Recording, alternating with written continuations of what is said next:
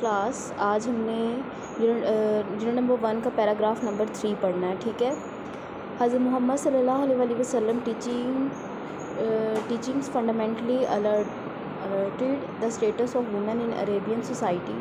He emphasized the spiritual and moral equality of man and woman as stated in the Quran. हज़रत मोहम्मद सल्लल्लाहु अलैहि वसल्लम की तलीमात ने अरब माशरे में औरतों के मुकाम को बुनियादी तौर पर बदल दिया। आप सल्लल्लाहु अलैहि वसल्लम ने मर्दों और औरतों की रूहानी और इखलाकी बराबरी पर ज़ोर दिया, जैसा कि कुरान मजीद में बयान किया गया है। O human kind, surely we have created you from a single pair of male and female and made you in the tribes and the families so that you may know one another and so build mutually and cooperative relationship, not so that you may take pride in your differences of race or social rank and breed enmities. Surely the noblest, most honorable of you in God's Allah's sight is the one best in pity, righteousness and reverence for God Allah subhanahu ta'ala. Surely God Allah subhanahu ta'ala is all knowing, all aware. जैसा ए लोगो, बेशक हमने तुम्हें एक मर्द और एक औरत के जोड़े से पैदा किया और तुम्हें कौमों और कबीलों में तकसीम किया ताकि तुम एक दूसरे को पहचान सको और आपस में ताउन कर सको, ना कि ये कि तुम अपनी नस्ल या माशरती फ़र्क पर फ़ख्र करो। यकीनन अल्लाह के नज़दीक तुम में सबसे ज़्यादा इज़्ज़त वाला वो है जो तुम में सबसे ज़्यादा परहेज़गार, नेक और अल्लाह से डरने वाला है।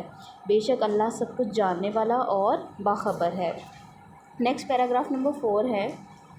He granted women legal rights which were unheard of in many societies at that time. Under Islamic law, women are given the basic human rights too. आप सल्लल्लाहु अलैहि वसल्लम ने औरतों को वो कानूनी हकूक़ अता किए जो इस वक्त के बहुत से माशरों में उनके पास नहीं थे। इस्लामी कानून के तहत औरतों को ये बुनियादी इंसानी हकूक़ दिए गए।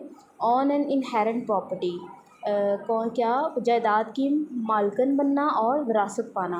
कुरान ने औरतों के लिए विरासत के हकूक़ लाजिम किए, जैसा कि फरमाया, मर्दों के लिए इस माल में से हिस्सा जो वालिदैन और करीबी रिश्तेदार छोड़ जाएं, और औरतों के लिए भी उस माल में से हिस्सा जो वालिदैन और करीबी रिश्तेदार छोड़ जाएं, चाहे वो माल थोड़ा हो या ज़्यादा, लेकिन ये अल्लाह की तरफ से मुकर्रर करदा हिस्सा है। और इस तरह ये यकीनी बनाया गया कि औरतें अपने वालिदैन, शौहर और बच्चों की जायदाद में वारिस बन सकें।